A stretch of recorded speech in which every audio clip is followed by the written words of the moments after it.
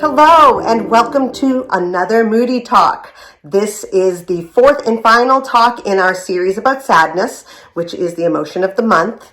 So I chose sadness because a lot of times during the holiday season, people say be grateful. Be grateful for what you have. Be grateful for what's around you. But sometimes people really don't feel grateful because maybe they lost someone or something that they really needed or loved. Maybe they lost a friend or family member, or they lost their job, or they do not have something that they really think that they should have in their lives. And so I chose this specifically so that maybe the Moody Talks that we do and the coping skills that we talk about may better help during this time of year.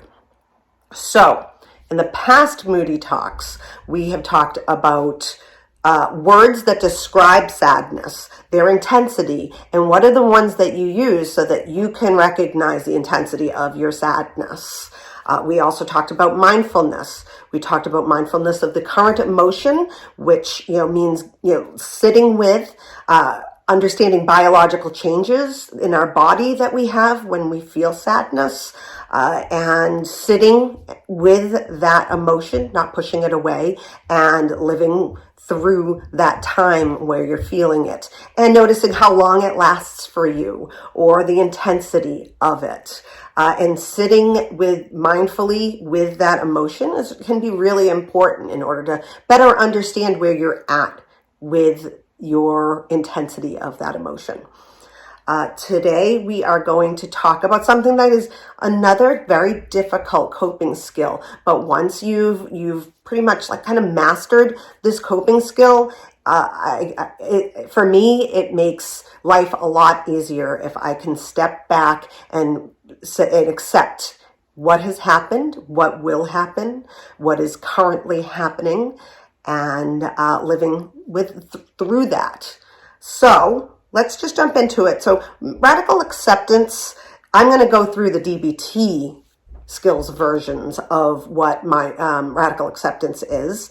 But there are other ways that you can learn about radical acceptance. It's a very spiritual skill. And the first time I ever heard of radical acceptance was through a woman named Tara Brach. And I saw her at a place called Kripalu. It's a yoga retreat in the Berkshires. And I really learned a lot from her. And she also has a book about radical acceptance. I can put that information in, down below. And if you'd like to look at the book, definitely take a look at it because I learned a lot from it. So as I said, we're going to be doing radical acceptance in the DBT manner, which goes back to those coping skills that we were talking about beforehand. And let's just jump into it, right? Okay. So what is radical acceptance? Radical means all the way. It means completely. You're in it. It's all of you. So that is the most important part of knowing that's the definition of radical. So all the way. It's accepting with all of yourself. Now, this is why I think sitting with your emotion, listening to the biological changes, and figuring out how long that emotion felt for you, I think that's why that's very important.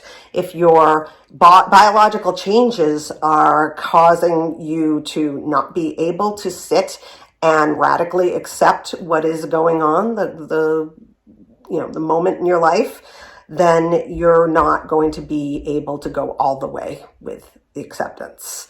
So maybe if, your body's really tight, that's one of the ways that you feel your emotion, your sadness, then letting go of that tension so that you can give all of yourself, your mind, your body, spiritually, to accepting what has happened. Okay? Stop fighting reality. Reality is the here and now. It is the past that happened. It is the future that may happen. And you have to just sit with it and recognize that there is a reason why there's the reality. So that's accepting limitations, present and future. This, for me, is really important because I think this talks more about control.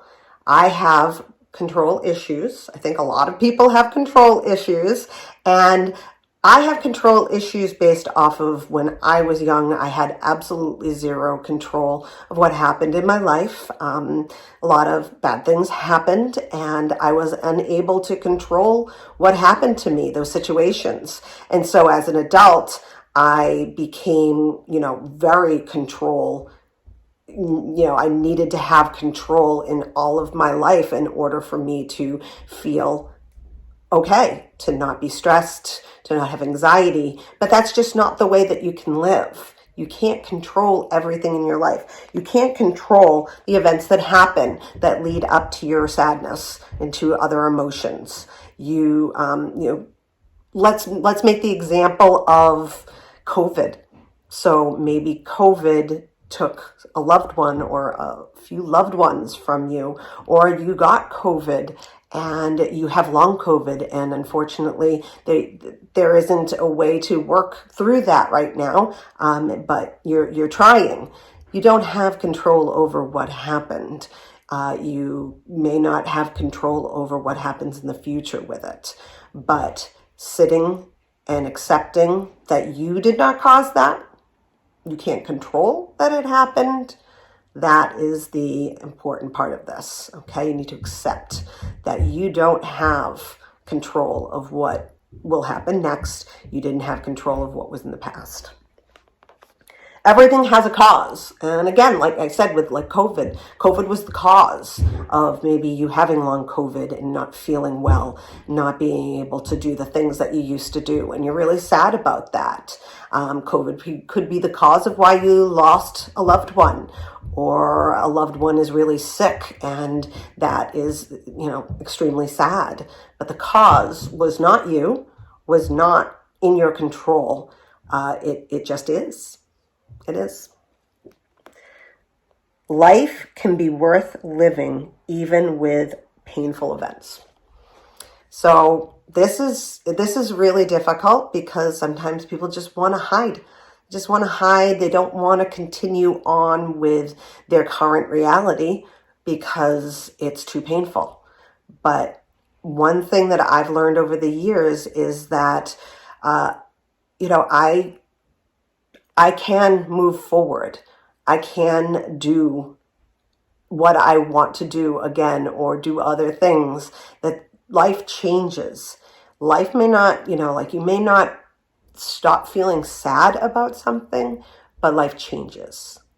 Okay. It may not get better in concern to that sadness, but it gets different. Okay.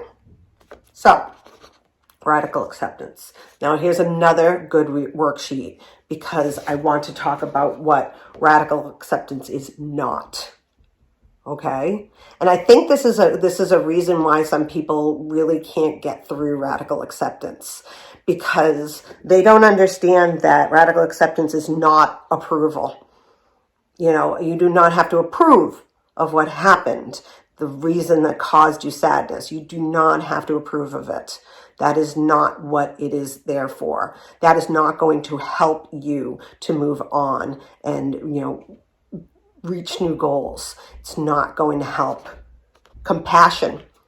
You do not have to have compassion for the person who may have caused you sadness, or compassion for the event that happened. That's not part of radical acceptance. You do not have to change your feelings because of radical acceptance. You don't need to do that in order to do this, okay? Same with love.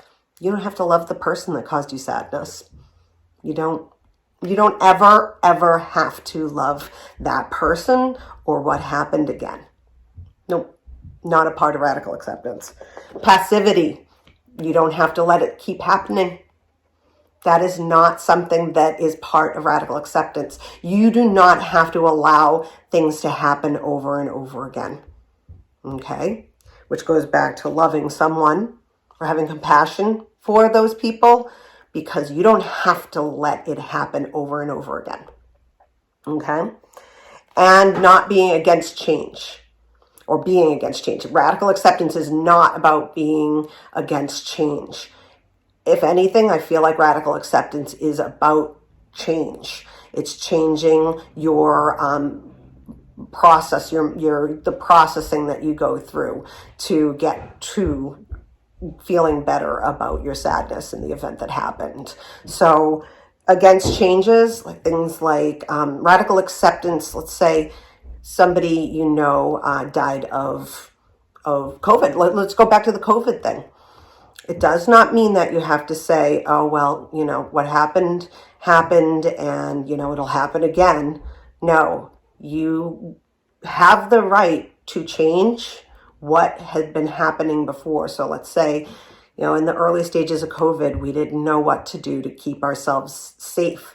We had to stay inside. And then as things changed, we had to wear a mask. We had to get the vaccine in order for us to not have it happen again. So radical acceptance is not against change. Okay. So I hope that this helped. It's, again, like I said, it's a hard coping skill. It's a hard way to figure out how to live with or move away from the sadness that you feel. It takes a lot of work and a lot of reminding yourself and a lot of not blaming yourself if you feel like it's not working, because it is a hard skill to learn.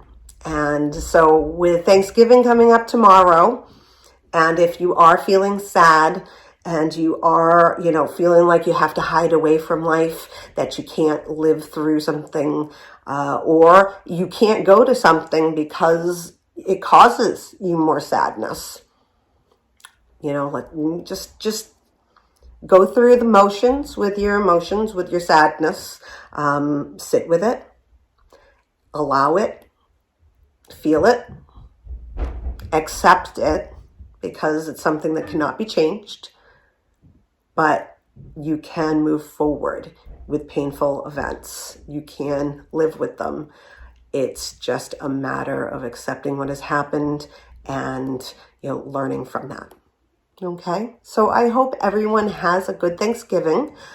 Again, with the time of year, I think it's very important to talk about, especially sadness and depression. If you have suicidal thoughts or ideation, that you contact someone that you trust. You can contact your mental health facility or your doctor. Also, there is the 988 suicide hotline for texting. You can text 988 and talk with someone who may be able to help you to feel less, suicidal, less depressed, even if it's just for the moment. Okay, helping you to be mindful of what you're feeling. Okay, so have a good holiday, and I will see you guys next month for another Moody Talk. And I'm not quite sure yet what I'm going to do for the emotion, but it'll be a good one. Okay, thanks so much, everyone. Bye.